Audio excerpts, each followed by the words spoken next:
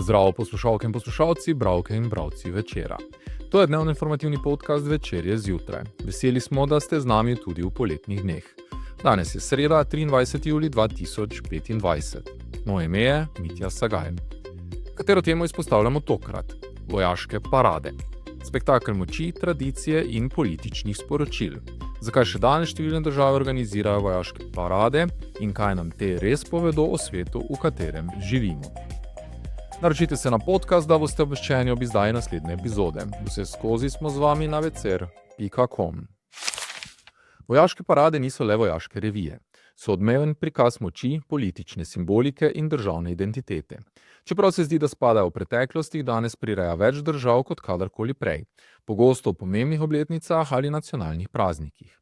Slišali smo za parade v Moskvi in Pjongjangu, a tudi Francija, ZDA, Indija, Kitajska in številne druge države vsako leto poskrbijo za izjemno natančne in spektakularne vojaške procesije.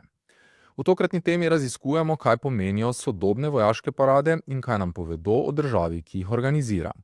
V Parizu so 14. julija ob obletnici padca Bastilje francoski vojaki in njihovi indonezijski gostje, skupaj jih je bilo več kot 7000, znova pokazali svojo pripravljenost in povezave s tujino. Francoska parada ima globoke korenine. Sega v leto 1880, poteka pa po Elizejskih poljanah, vse do predsednika republike in najvišjega državnega vrha.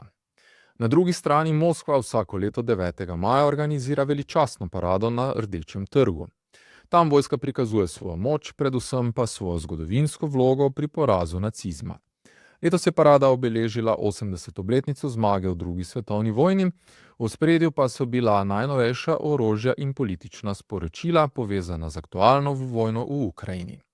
Gre za močno orodje notranje konsolidacije in utrjevanja nacionalistične ideologije. Kitajska vojaško parado običajno priredi vsakih 10 let ob pomembnih obletnicah Ljudske republike. Zadnja večja je bila leta 2019, v Južno-Kitajskem morju pa tudi leta 2018. Pomembne parade potekajo tudi v Tibetu, Hongkongu in Makau. Kitajske parade so praviloma izjemno obsežne, izpeljane z natančnostjo, ki kaže na vojaško disciplino in tehnološki napredek. Severna Koreja se zgleduje po rusko-kitajskem modelu.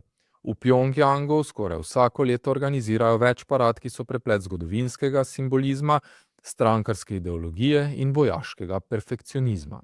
Severna Koreja letno organizira vojaške parade ob različnih datumih, še posebej ob jubilejnih letih. Ti datumi vključujejo dan ustanovitve vojske, dan sonca, dan revolucionarne vojske, dan zmage v veliki osvobodilni vojni domovine, dan osvoboditve in druge pomembne dneve. Parad se udeležijo različne enote, od klasične vojske do delavsko-kmečke garde.